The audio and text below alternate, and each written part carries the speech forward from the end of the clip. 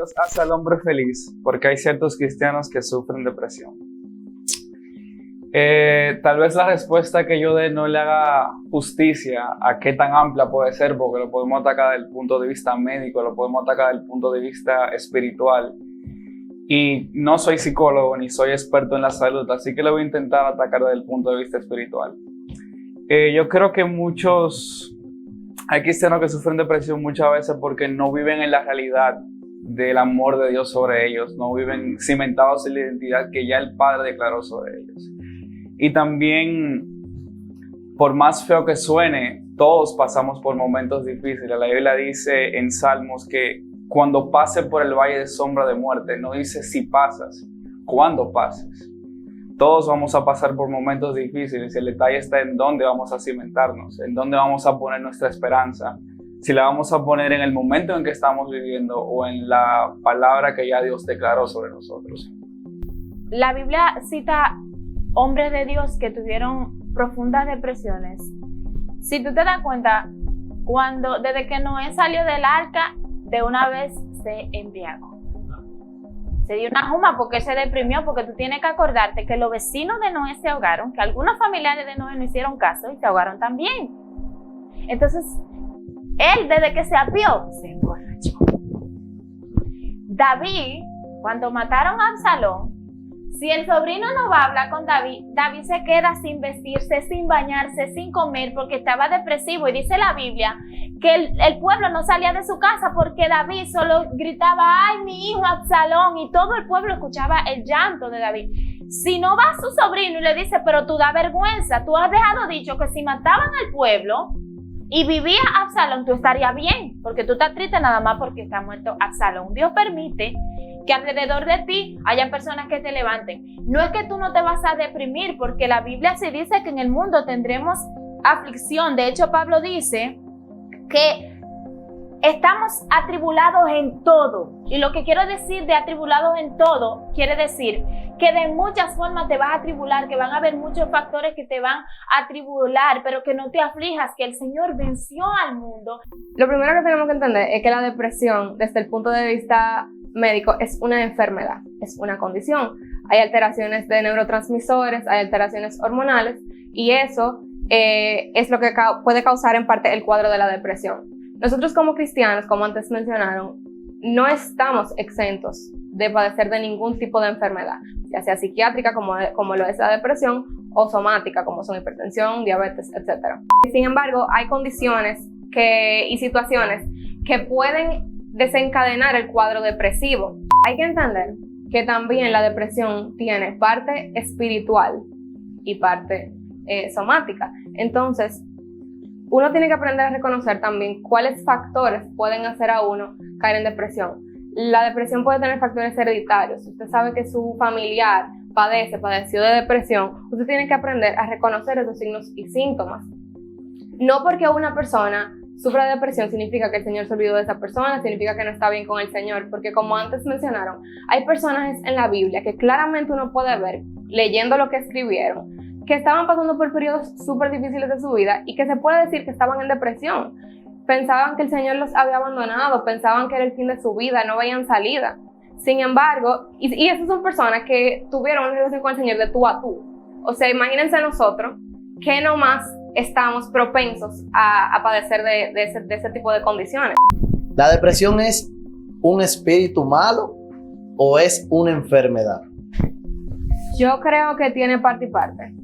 Yo creo que el enemigo se puede aprovechar de que tiene parte de enfermedad para entrarte en el cuadro depresivo. Porque si no, o sea, la depresión tiene tratamiento y eso significa que es una enfermedad, pero no es 100% una enfermedad. Para mí es parte y parte. Dios bien lo dice en su palabra: en el mundo tendréis aflicción, pero confiad, como yo he vencido, ustedes también vencerán. No es que en el mundo nosotros no vamos a tener aflicción, es que nuestro foco, nuestra mirada debe ser en el que hemos creído. Primero es que todos sufrimos en alguna en algún momento depresión. Todos sentimos esos momentos melancólicos, tristeza, un momento que nos ha chocado, nos ha golpeado, un momento que sentimos, como decimos, como dicen los verseadores, esos golpes que te dejan loco, que tú no sabes para dónde está la puerta, tú quieres salir por aquí atrás. Todo ser humano le llegan esos momentos. Ahora, como cristiano, nosotros aprendemos a anclarnos en Jesús. Jesús como solución, como mi sanador, como mi restaurador. Y realmente esos momentos que le llegan a uno, solamente vamos a encontrar ese auxilio en Jesús, en la palabra. La palabra es el medicamento, el antídoto para esos momentos difíciles. Dice la palabra de Dios que el verdadero amor echa fuera al temor. Yo considero, no es que el cristiano no puede en un momento de su vida estar triste, porque todos podemos estar tristes en algún momento o caer en depresión, pero la fuente está en que yo no debo de permanecer en tal tristeza. Creo que no han conocido verdaderamente a Dios. Lo primero es que la Biblia no dice que Dios hace al hombre feliz. La palabra habla de gozo, habla de alegría, dice que nuestro Dios es Dios alegre, dice que el fruto del Espíritu es gozo, pero feliz no lo dice. Los cristianos sufren de depresión porque estamos viviendo aquí en la tierra, somos seres emocionales y estamos propensos a sufrir emociones como todos los demás. Las emociones vienen con nosotros. No es que cuando yo decido ser cristiana voy a dejar atrás mis emociones, no. Y me van a pasar las mismas cosas que le pasan a una persona que no es cristiana y que puede hacer que provoque una depresión en esa persona. Tú dijiste que Dios no hace feliz. Entonces, ¿cuál es el punto? No. Yo no dije que Dios no hace feliz, dije que la Biblia no dice que Dios hace al hombre feliz. Entonces, lo que la Biblia no dice, tú no... Literalmente. Okay, o sea, entonces, la Biblia habla de gozo, habla de alegría. La felicidad es un estado emocional y por ende las emociones son momentáneas. Psicológicamente hablando, las emociones no son permanentes. O sea, que tú me estás diciendo que Dios no puede hacerme permanentemente feliz. Lo que estoy diciendo es que Dios no te va a dar un estado de felicidad porque es algo momentáneo. Dios te puede dar un estado de alegría que es permanente y de gozo. Que pase lo que pase en tu vida, tú vas a estar gozoso, vas a estar alegre porque estás viviendo en ese estado permanente. Ok, una pregunta. En el mundo también hay gozo, porque cuando tú sales con tus amigos a beber, a fumar, hay gozo. ¿Cuál es la diferencia entre una persona que goza en el mundo y una persona que goza en la iglesia? O sea, ¿por qué yo tendría que convertirme? La diferencia es que en el mundo no hay un gozo pleno, porque tú puedes salir en el mundo, tú puedes salir con tus amigos, salir a hacer lo que tú quieras, disfrutar, pero tú estás viviendo un estado de felicidad, que cuando tú llegas a tu casa, si tú te encuentras con una situación difícil en tu casa o dejaste una situación difícil ya en tu casa, tú vas a encontrar esa situación y tu estado de felicidad se va a perder, se va a caer, porque estás viviendo un estado emocional que es momentáneo y pasajero. Pero cuando tú decides, cuando Jesús entra en tu corazón y tú vives una vida en gozo y alegría, pase lo que pase en tu vida, tú vas a mantener ese estado. ¿Por qué existen cristianos que se suicidan? Como dije antes, hay dos formas de verlo. Está el espiritual y está el médico. No soy médico ni experto en la salud, vuelvo a atacar la parte espiritual. Yo creo que en el lado espiritual es escuchar la voz del diablo. ¿Por qué lo digo? ¿Se acuerdan Jesús al principio de su ministerio? Cuando Juan el Bautista lo bautiza, valga la redundancia, y él sube, la Biblia dice que se parten los cielos y el Padre dice: este es mi Hijo amado, en él me siento feliz o tengo contentamiento. Eso fue lo último que Jesús escuchó del Padre, que fue lo primero que escuchó de Satanás cuando fue tentado: si eres el Hijo de Dios. Y si se fijan, miren dónde Cuando Jesús estaba en el pináculo del templo con Satanás, ¿qué le dijo? Si te tiras, eso es un espíritu de suicidio. Incluso Jesús tuvo que pasar por ahí.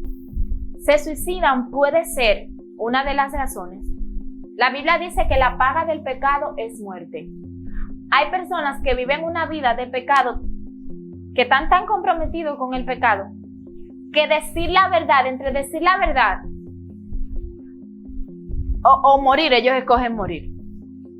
Porque enfrentar la vergüenza, no hay valor para hacerlo. Porque Satanás te da valor para pecar, pero él no te da valor para enfrentar el pecado. Ahí él te deja solo, porque dice mami que Satanás tiene una sola sábana y para cubrir a otro tiene que descubrirte a ti. Entonces escuché la historia de un pastor que se quitó la vida porque él tenía 10 años siendo adúltero con un hijo en la iglesia y no soportó. Entonces él no quiso enfrentar la verdad y decidió quitarse la vida. Así que muchos hacen esto por temor a enfrentar la verdad. Y como dice la palabra de Dios en 2 de Corintios, por tanto, no desmayamos.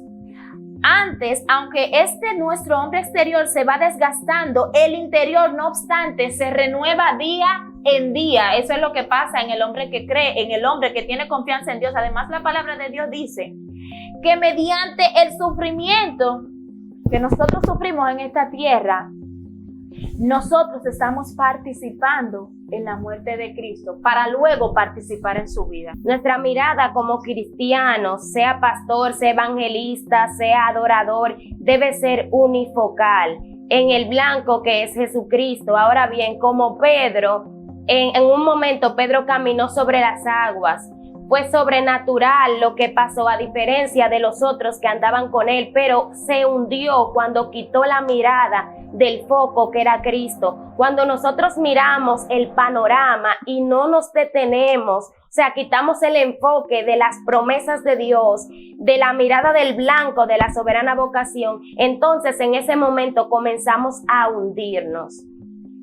Ahí yo llevo esta pregunta, lo que le pasó al salmista Asaf en el Salmo 73. Salmo 73, pasó algo que de hecho lo tomé el verso 4, dice, en cuanto a mí casi se deslizaron mis pasos. El día como hombre o como mujer de Dios, usted se desvía del foco de Jesucristo, de Dios. Si usted cambia o confunde servirle a Dios con tener a Dios, en cualquier momento cae en una desgracia. Por eso me gusta Asaf, porque él dice que se deslizaron sus pasos y él tuvo su reencuentro cuando dice hasta que entrando al santuario. El problema del suicidio es que es una consecuencia del estado de depresión, del trastorno de depresión. Y muchas veces, como cristianos, sobreespiritualizamos las enfermedades mentales y no acudimos a buscar la ayuda que necesitamos porque creemos que es un demonio, que es un ataque del diablo, que eso se me va a pasar, etcétera, etcétera. Entonces, al no buscar ayuda, se vienen sumando situaciones con situaciones y ese trastorno de depresión entonces los arropa de tal forma que toman su mente y entienden que la única salida es el suicidio. Okay, mensaje para aquellas personas que no han tenido un encuentro con Dios. Suena como cliché, pero te recomiendo que lo busques hasta que lo encuentres. La Biblia dice que cuando Jesús hablaba de la oración, que él comparaba la oración como una viuda que quería que un juez le hiciera justicia y no dejó al juez tranquilo hasta que recibió lo que estaba pidiendo. Si tú quieres de verdad un encuentro con Dios, presiona lo que Él te lo va a dar y no aceptes un no por respuestas, no creas la mentira del enemigo que dice que nunca la vas a tener. Yo creo que el amor del Padre llena todo vacío y creo que muchas personas necesitan de verdad tener un encuentro con el amor de Dios y ver lo que la Biblia dice sobre su amor. La Biblia dice que de tal manera amó Dios el Padre al mundo que entregó a Jesús por él. El Padre te valora tanto que Él dice, tú vales cada gota de sangre que Jesús derramó en la cruz. La Biblia dice en Romanos que con tan ternura y amor el Padre nos ha amado que nos dio el Espíritu Santo. La Biblia dice en el Antiguo Testamento, hablando de Israel, que cuando Israel se afligía, Dios se afligía Dios se aflige cuando tú te afliges. Dios te ama tanto que entregó a Jesús por ti. Búscalo de todo corazón y te prometo que el Padre llenará tu alma.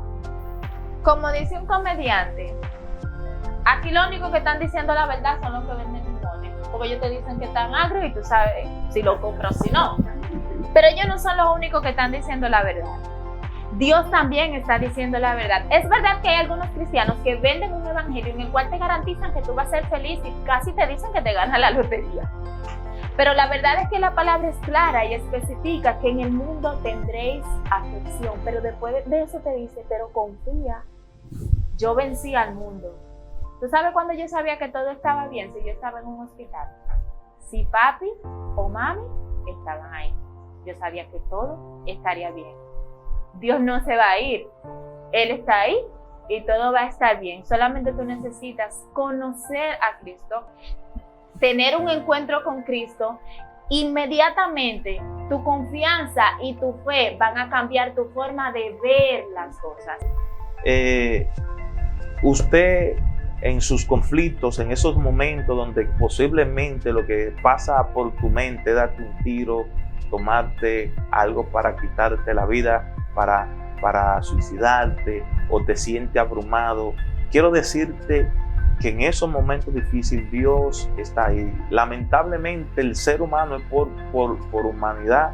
En los momentos duros y difíciles es que el ser humano, para no decir hombre, el ser humano es más inclinado a refugiarse y a encontrarse con Dios. Lo he escuchado en varios pastores que dicen que su conversión fueron en momentos de crisis, de músicos, de artistas, que en los momentos duros fueron que entendieron que Dios le pudo ayudar. Por eso entiendo que nuestra misión como cristiano es predicar a Jesús, enseñar la palabra, predicar la palabra. El trabajo de convencer, de transformar, de edificar, de hacer todo lo que hay que hacer en la vida del hombre es de Dios. El de nosotros es predicarlo, enseñarlo, lo demás lo hace el Señor.